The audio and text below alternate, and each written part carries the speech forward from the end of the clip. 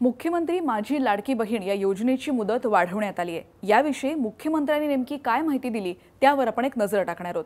या योजनेमध्ये अर्ज करण्याची मुदत ही 1 जुलै 2024 ते 15 जुलै 2024 पर्यंत ठेवण्यात आली होती, पण या मर्यादेत आता सुधारणा करण्यात येते आणि ही मुदत 2 महिन्यांनी वाढवण्यात आली आहे। म्हणजेच 31 ऑगस्ट 2024 पर्यंत लाभार्थी महिलांना या योजनेसाठी अर्ज करता येणार आहे। त्याचबरोबर 31 ऑगस्ट 2024 पर्यंत अर्ज करण्यात आलेल्या लाभार्थी महिलांनाही 1 जुलै 2024 पासून दर महिना 1500 रुपये आर्थिक लाभ दिला जाणार आहे। या योजनेच्या पात्रतेमध्ये अधिवास प्रमाणपत्र आवश्यक असल्याचं नमूद करण्यात आलं होतं, पण आता लाभार्थी महिलेकडे अधिवास प्रमाणपत्र म्हणजेच डोमिसाइल सर्टिफिकेट उपलब्ध नसेल तर त्याऐवजी 15 वर्षांपूर्वीचं रेशन कार्ड, मतदार ओळखपत्र, शाळा सोडल्याचं प्रमाणपत्र, जन्म दाखला या 4 पैकी कोणतंही ओळखपत्र किंवा प्रमाणपत्र ग्राह्य धरलं जाणार आहे।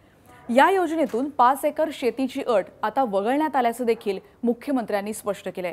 त्याचबरोबर या योजनेमध्ये लाभार्थी महिलांचा वयोगट 21 ते 60 वर्ष वयोगटाऐवजी 21 ते 65 असा करण्यात आलाय। आणखीन एक 5वा मुद्दा महत्त्वाचा म्हणजे परराज्यात जन्म झालेल्या महिलांनी महाराष्ट्रातील अधिवास असणाऱ्या पुरुषासोबत विवाह केला असेल तर अशा बाबतीत त्यांच्या पतीचा जन्म दाखला, शाळा सोडल्याचं प्रमाणपत्र आणि डोमिसाइल सर्टिफिकेट ग्राह्य धरलं जाईल।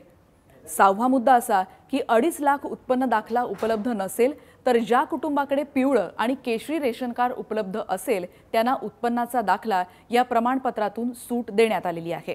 7वा मुद्दा, या योजनेमध्ये कुटुंबातील एका पात्र अविवाहित महिलेला देखील या योजनेचा लाभ दिला जाणार आहे। एकूणच महिलांना या योजनेसाठी 31 ऑगस्ट पर्यंत अर्ज करता येणार आहे। हे लक्षात ठेवा, म्हणजे घाई न करता योग्य कागदपत्र तुम्ही तयार ठेवू शकाल।